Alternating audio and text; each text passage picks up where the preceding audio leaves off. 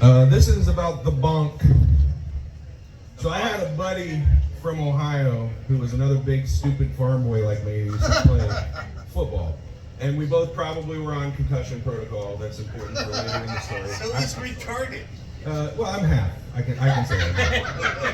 I can agree with that. Yeah, you can. Anyway, Nate was a friend of mine. We used to get off work and go to the South Loop and bang on the bar and sing pogues all the time. And I was telling him this story about how I used to hang around with people, sideshow people, so I learned techniques for breaking beer bottles over my head. And I would do this occasionally, and I taught this to Nate.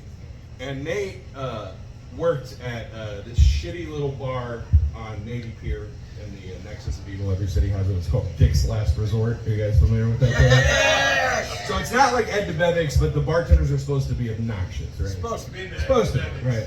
Really? And so I was telling him how one time I was filming and I hit myself on the head with this beer bottle and it didn't break.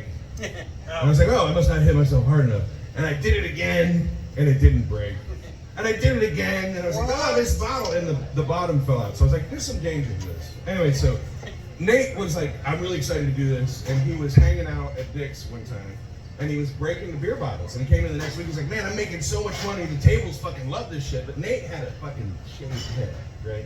I learned very early on, if you're gonna break beer bottles over your head, wear a hat, because it'll be in your hair for days or whatever. He comes back the next week, he's like, I can't do that trick anymore. And I was like, why? He's like, well, I was breaking a bottle on my head.